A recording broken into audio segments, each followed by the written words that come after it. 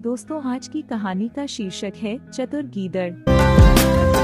एक जंगल में महाचतुर नाम का गीदड़ रहता था।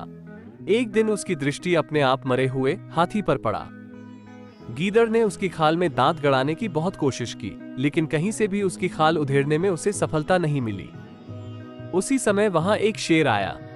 शेर को आता देखकर वह साष्टांग प्रणाम करने के बाद हाथ जोड़कर बोला, स्वामी, मैं आपका दास हूं। आपके लिए ही इस मृत हाथी की रखवाली कर रहा हूं। आप इसका भरपेट भोजन कीजिए। शेर ने कहा, गीदड़, मैं किसी और के हाथों मरे जीव का भोजन नहीं करता। भूखे रहकर भी मैं अपने इस धर्म का पालन करता हूं। अतः तू ही इसको खा। मैंने तुझे भेंट में दे दिया। शेर के जाने के बाद वहां एक बाघ आया। गीदड़ ने सोचा, एक मुसीबत को तो हाथ जोड़कर टाला था, इसे कैसे टालूं? इसके साथ भेद नीति का ही प्रयोग करना चाहिए। जहां साम दाम की नीति न चले, वहां भेद नीति ही अपना काम करती है। भेद नीति ही ऐसी प्रबल है कि मोतियों को भी माला में बांध देती है। ये सोचकर वो बाघ के सामने ऊंची गर्दन करके गया और बोला, मामा, इस हाथी पर दांत न गड़ाना। इसे शेर ने मारा है। वो अभी नदी पर स्नान करने गया है और मुझे रखवाली के लिए छोड़ गया है।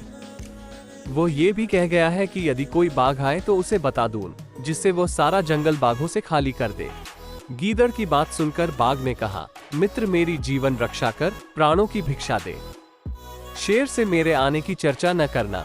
ये कहकर वो बाघ वहां से भाग गया। बाघ के जाने के बाद वहां एक चीता आया। गीदड़ ने सोचा, चीते के दांत तीखे होते हैं, इससे हाथी की खाल उधड़वा लेता हो। ये सोच वो उसके पास जाकर बोला, क्यों भाई, क्या बात है? बहुत दिनों बाद दिखाई दिए हो, कुछ भूख से सताए मालूम होते हो। आओ, मेरा आतिथ्य स्वीकार करो। देखो, ये हाथी शेर ने मारा है, मैं इसका रखवाला हूँ। जब तक शेर नहीं आता तब तक इसका मांस खाकर जल्दी से भाग जाओ। मैं उसके आने की खबर दूर से ही दे दूंगा। गीदड़ थोड़ी दूर पर खड़ा हो गया और चीता हाथी की खाल उधेड़ने में लग गया। जैसे ही चीते ने एक दो जगहों से खाल उधेड़ी, वैसे ही गीदड़ चिल्ला पड़ा, शेर आ रहा है, भाग जा। चीता ये सुनकर भाग खड़ा हुआ। इसके जाने के बाद गीदड़ ने उधड़ी जगहों से मांस खाना शुरू कर दिया। लेकिन अभी एक दो ग्रास ही खाए थे कि एक गीदड़ आ गया।